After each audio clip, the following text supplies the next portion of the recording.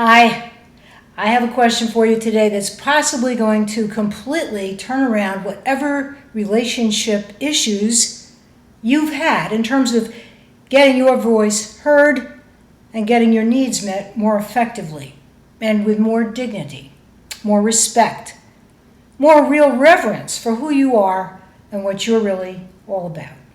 Hi, I'm Beverly Banwell Brown. It's wonderful to be with you today.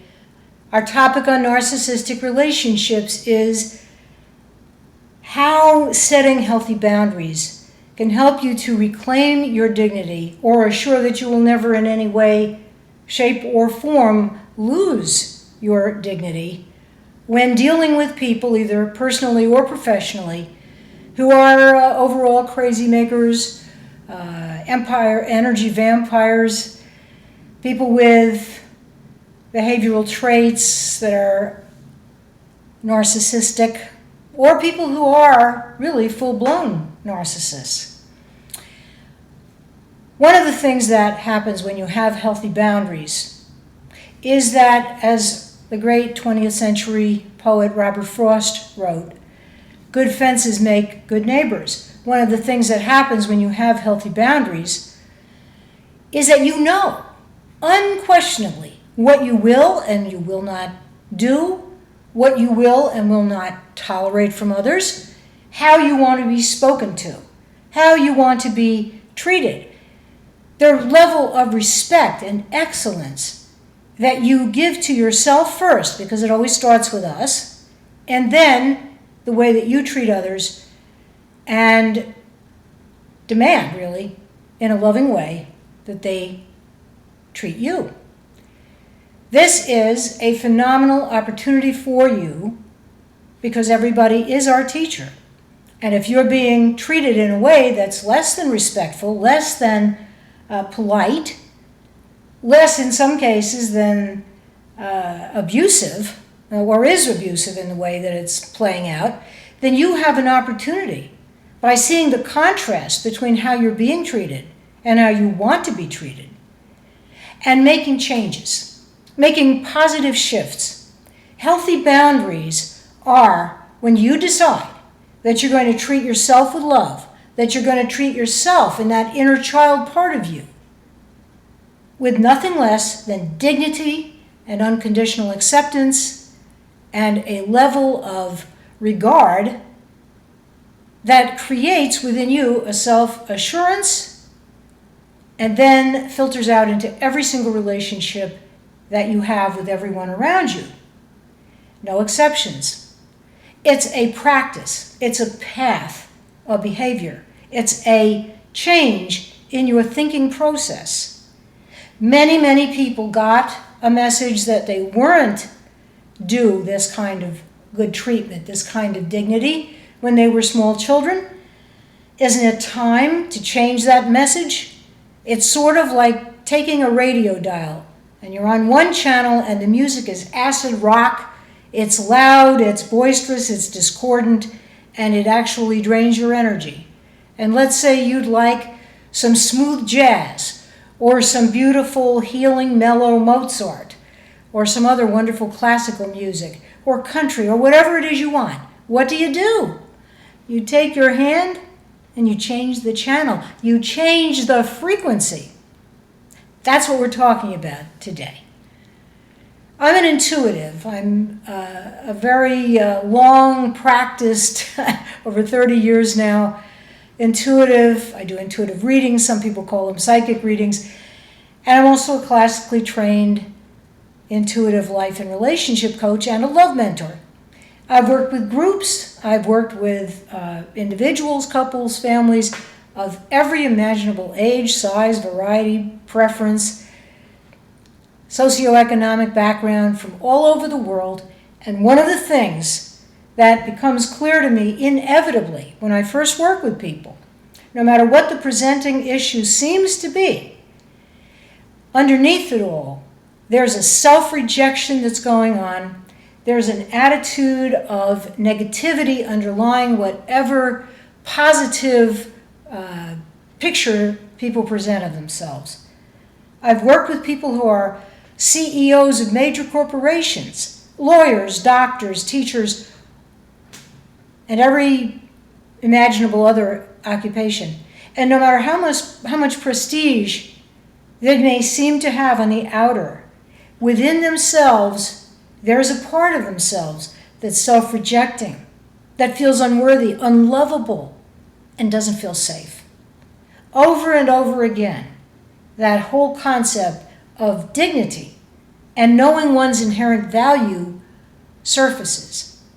So setting healthy boundaries, healthy limits on what does and doesn't feel right really has to start with your own self-talk. If you make a seeming mistake or misjudgment, how do you talk to yourself?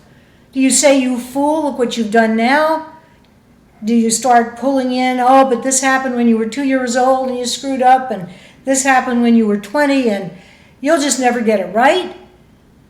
Because when you say that to yourself, you're not having healthy boundaries within yourself about how you treat your own incredible life. I say this with tremendous compassion for you because, believe me, until a number of years ago, this was something I had to constantly work on in my own life.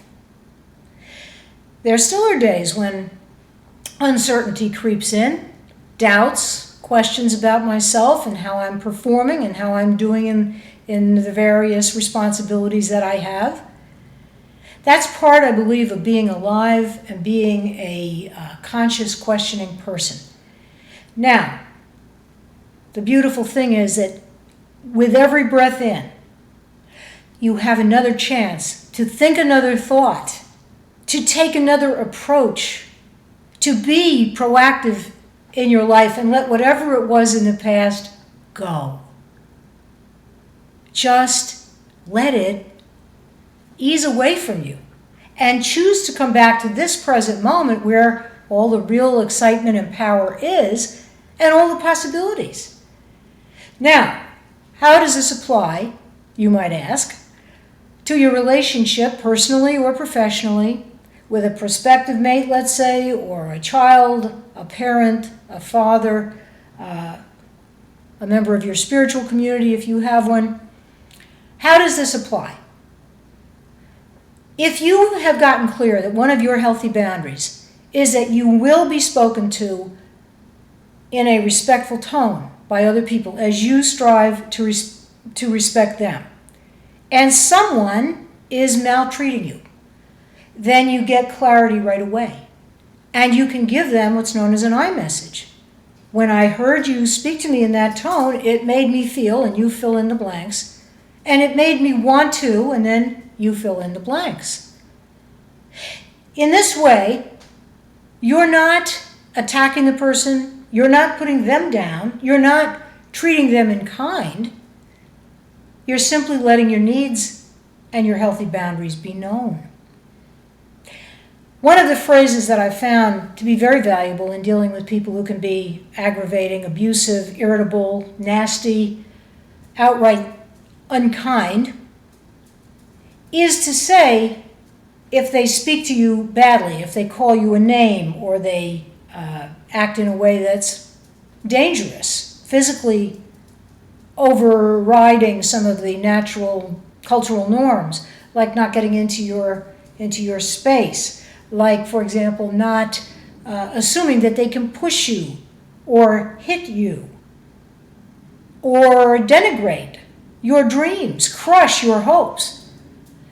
You can say to them very firmly, I am only available to be treated with respect. I am only available to be treated in a loving way. You've set a boundary. You've given them a clear message. You have just stood up for yourself as a peaceful warrior in the service of showing somebody that you are not to be messed around with. Once people get this, once the shift has occurred within you, and it may take a little while, because you literally are creating new neural pathways through neuroplasticity, training your brain to think differently, to respond differently, to live at a higher level of consciousness. You will have people notice this change in you, And hopefully, they'll be sufficiently with it to learn that if they are going to dance with you, they're going to have to dance in a way that's in harmony not only with the music on the dance floor, but also with your preferences. You have the right to make your needs known. The Bible says, knock and the door will open, ask, and it will be given. So that's the thing, though. Your responsibility, your human part, is to make known first to yourself what those needs are, what those standards are, and not deviate from them. Every time you do deviate from them and let somebody just get away with whatever nonsense they're up to, or whatever love tests they're foisting on you out of their own insecurity, which has nothing whatsoever to do with anything that you've done. Every time you take that path of least resistance and to maintain peace or to appease them or to people please them, you're training them. You're enabling them with that message that you're somebody who they can dominate. You're somebody who they can maltreat and they'll get away with it. Is that really the message you want to give anybody? Is that really the way you want to live your life? And what if you're allowing that, and you've allowed it probably in many relationships for a long time? How satisfied are you with the way things are going? If you continue this in your future, what kind of quality of life can you expect and can you reasonably look forward to?